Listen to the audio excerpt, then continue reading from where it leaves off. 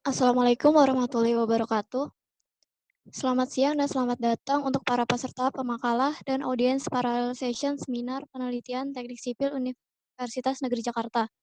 Baiklah, perkenalkan nama saya Anissa Mada selaku MC dan rekan saya Muhammad Fahri Romzi sebagai penanggung jawab teknis di acara paralel session pada hari ini.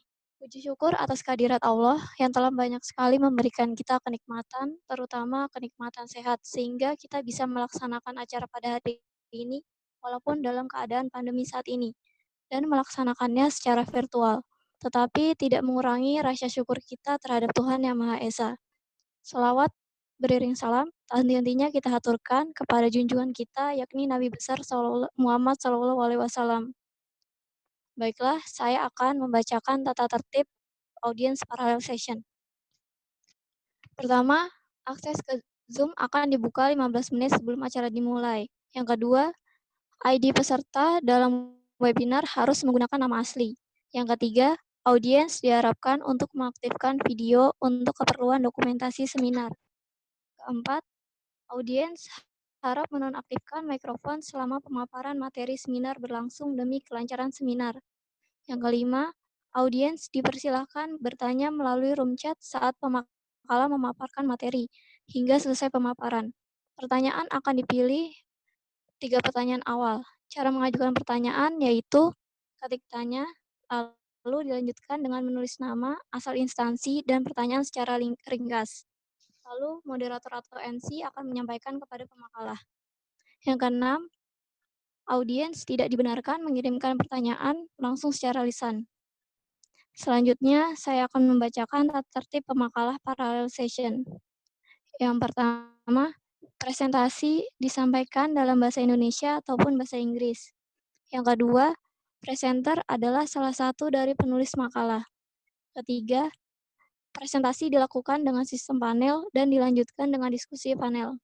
Keempat, setiap presenter diberi waktu 7 menit untuk presentasi dan 3 menit tanya jawab. Kelima, setiap pertanyaan hanya diperbolehkan dengan 1 kali balikan. Yang keenam, presenter menyiapkan file presentasi dalam bentuk Microsoft PowerPoint dengan jumlah slide menyesuaikan waktu yang telah ditetapkan.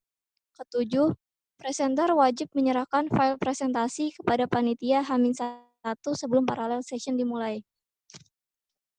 Baiklah, sekarang kita masuk ke acara inti, yaitu pemaparan makalah. Untuk peserta nomor urut 1, yaitu Bang Adrian Haris dari Universitas Negeri Jakarta, dengan judul makalah Analisis Kebutuhan Pengembangan Job Safety Analysis untuk Laboratorium Mekanika Tanah. Kepada Bang Adrian kami persilakan. Ya, baik, terima kasih moderator. Ya, bisa dimulai? Iya, Bang. Ya, baik. Bismillahirrahmanirrahim. Assalamualaikum warahmatullahi wabarakatuh. Nah, selamat siang.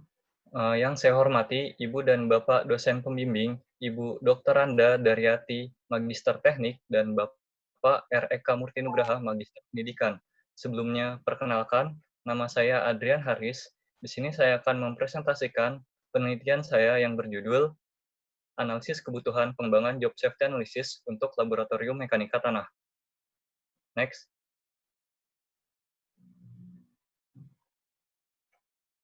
Next slide-nya.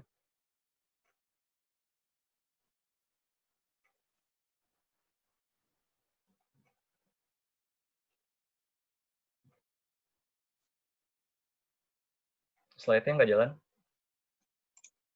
Oh, maaf, sebentar ya.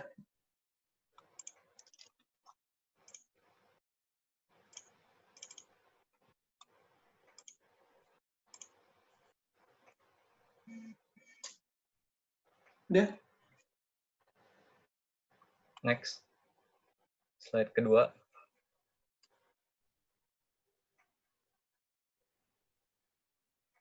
Nggak bergerak slide-nya. Oh, nggak bergerak ya? Kalau begini bisa ya? Bisa, boleh. Baik. Nah, lanjut ke pendahuluan. Terdapat 4 masalah dalam penelitian ini. Yang pertama adalah jumlah kecelakaan kerja. Nah, BPJS Ketenagakerjaan mencatat tingkat kecelakaan kerja pada tahun 2018 mengalami peningkatan, yaitu sebesar 28,92%. Lalu yang kedua adalah program pemerintah. Pada tahun 2019, Kementerian Tenaga Kerja berupaya melindungi setiap tenaga kerja dengan berbagai program, seperti meningkatkan peran perguruan tinggi yang memiliki program K3. Lalu yang ketiga adalah Laboratorium Mekanika Tanah. Berdasarkan penelitian Permana tahun 2020, diketahui terdapat 6 titik lokasi laboratorium dan workshop yang ada pada gedung LFTUNJ dengan persentase kecelakaan kerja yang terjadi di laboratorium mekanika tanah sebesar 12,5%. Lalu yang keempat adalah JSA atau Job Safety Analysis. Ini merupakan sistem dapat meningkatkan sistem manajemen kesehatan dan keselamatan kerja, dan hal tersebut akan semakin baik jika ditunjang dengan kondisi workshop yang baik berdasarkan penelitian Saraswati tahun 2019. Next. Nah, selanjutnya ada konsep Job Safety Analysis.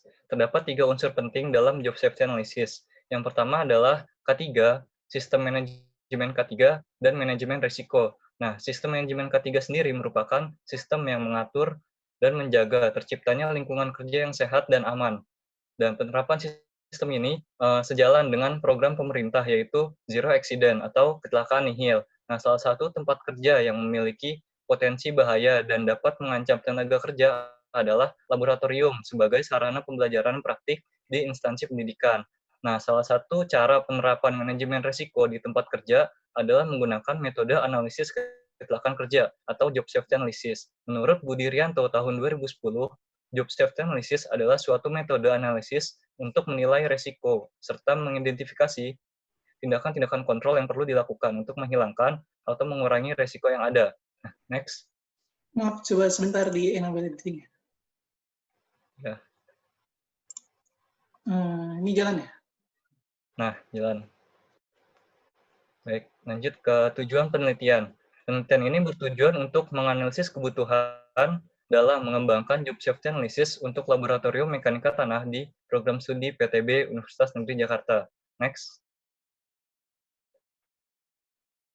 Nah, lanjut ke metode penelitian. Yang pertama ada tempat penelitian. Penelitian ini dilaksanakan di program studi Pendidikan Teknik Bangunan Fakultas Teknik Universitas Negeri Jakarta. Populasi dari penelitian ini adalah mahasiswa yang telah menyelesaikan mata kuliah praktik mekanika tanah angkatan 2015, 2016, dan 2017. Nah, teknik pengumpulan data pada penelitian ini menggunakan teknik gabungan, yaitu menggunakan observasi atau pengamatan di laboratorium dan kuesioner atau angket yang disebar menggunakan Google Form dengan periode pengisian kuesioner itu pada tanggal 12 Februari sampai dengan 15 Februari 2020. Nah, lanjut ke hasil dan pembahasan. Nah, berikut merupakan hasil dari penyebaran kuesioner menggunakan Google Form. Yang pertama adalah identitas responden. Terdapat 72 responden yang terdiri dari 2 mahasiswa angkatan 2015, 49 mahasiswa angkatan 2016, dan 21 mahasiswa angkatan 2017. Nah, seluruh responden merupakan mahasiswa yang telah menyelesaikan praktik mekanika tanah dan pernah melakukan praktik di laboratorium mekanika tanah. Nah, lanjut ke pemahaman dasar K3. Nah, berdasarkan hasil kuesioner di samping, diketahui bahwa 69 mahasiswa telah menyelesaikan mata kuliah K3 dan 67 mahasiswa mengetahui tentang resiko kerja beserta cara pengendaliannya. Next. Nah, selanjutnya adalah penerapan K3. Berdasarkan hasil kuesioner di atas, diketahui bahwa penerapan K3 dalam mata kuliah praktik mekanika tanah, yaitu 28 mahasiswa merasa kurang baik, 34 mahasiswa merasa baik, dan 10 mahasiswa merasa sangat baik. Nah, penerapan K3 yang ada pada laboratorium mekanika tanah berupa rambu-rambu tanda bahaya dan ketersediaan alat pelindung diri atau APD. Next. Nah, selanjutnya adalah data kecelakaan kerja. Berdasarkan hasil kuesioner di samping, 21 mahasiswa atau 27,8% dari total responden pernah mengalami kecelakaan kerja di laboratorium mekanika tanah. Kecelakaan kerja yang pernah dialami dibagi ke dalam 2 kategori, yaitu 19 mahasiswa mengalami kecelakaan ringan dan 2 mahasiswa mengalami kecelakaan sedang. Next.